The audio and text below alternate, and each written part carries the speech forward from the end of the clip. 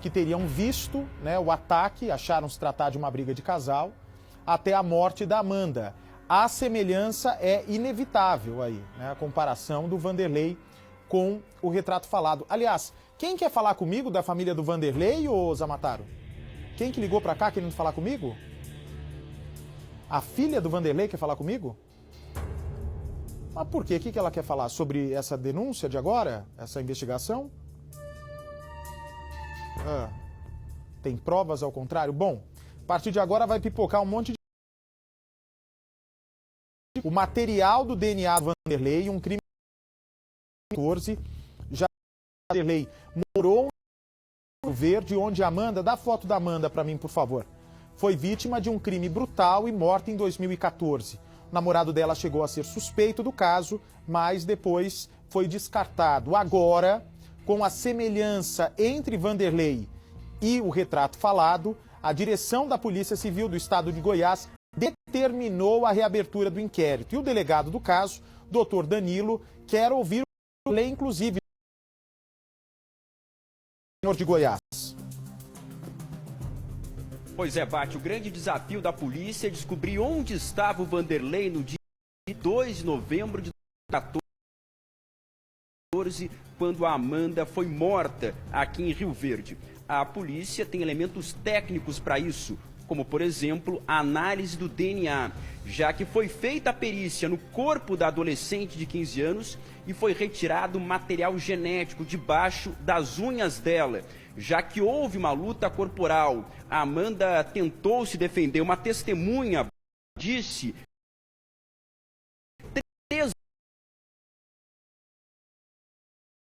não faz isso. Então houve uma tentativa de se libertar. O trabalho da perícia vai conseguir. Outro detalhe, Bate. Passagens de ônibus que ligam Rio Verde ao interior de São Paulo. É uma viagem interestadual, as empresas têm que fazer todo o controle dos passageiros, saber quem embarcou e quem desembarcou. Praticamente na... E agora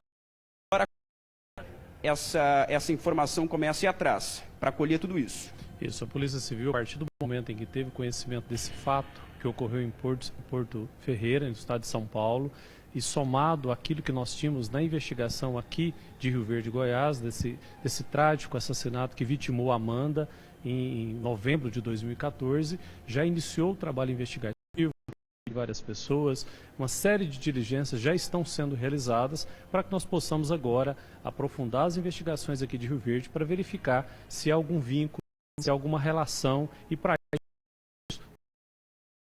todo um trabalho investigativo com provas periciais, provas técnicas, com o objetivo de esclarecer este crime que ocorreu em 2014, em que, em pese, várias diligências foram realizadas naquele momento, restaram infrutíferas, ou seja, com este fato novo, a Polícia Civil terá elementos para novamente poder estabelecer se há uma relação da pessoa que está presa em São Paulo para com esse crime praticado aqui em Rio Verde. Doutor Danilo, o senhor é um delegado experiente, era delegado regional na época do crime. 6 anos depois, o senhor acredita que as mesmas testemunhas teriam condições de reconhecer o Vanderlei?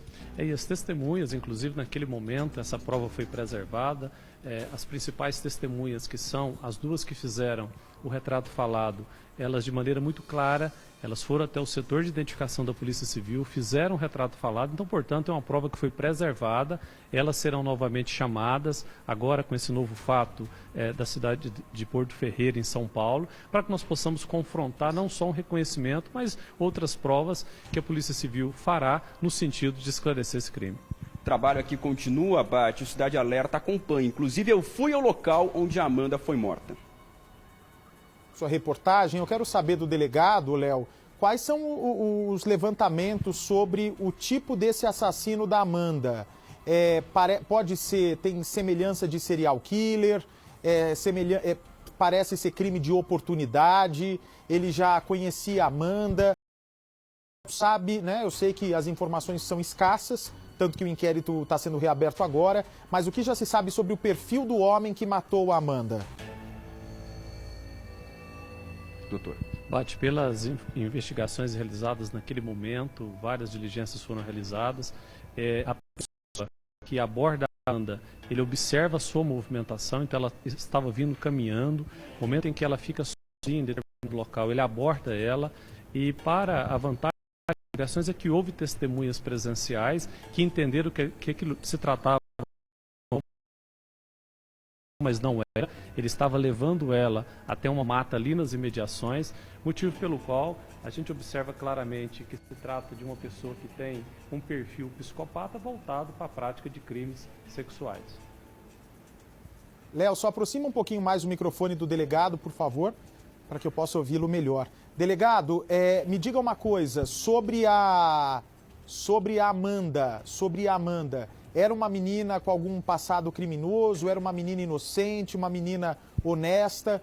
Me dá a foto da Amanda, por favor, até para incentivar as pessoas, não é, a nos ajudarem aí com informações para elucidar esse caso.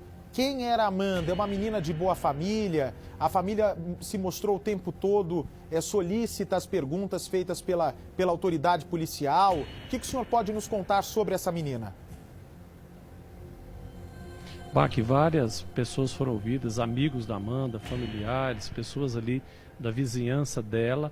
É uma menina extremamente, que tinha uma boa relação, estudante, ou seja, uma menina que tinha toda uma vida pela frente, não houve nenhuma constatação.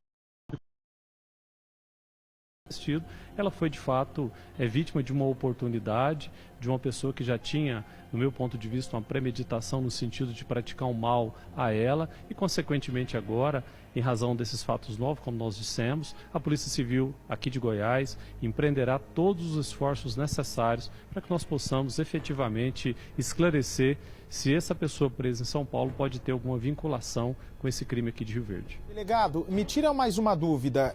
O Vanderlei, ele é obrigado a fornecer um material genético? Isso depende da justiça. Se o juiz determinar que ele forneça, ele é obrigado. Se ele não fornecer, o que pode acontecer com ele? Como funciona, por favor? Explica pra gente de uma maneira fácil. Como nós dissemos, isso é um meio de prova requisitado, mas ele pode se negar a fornecer elementos de DNA para comparação. Mas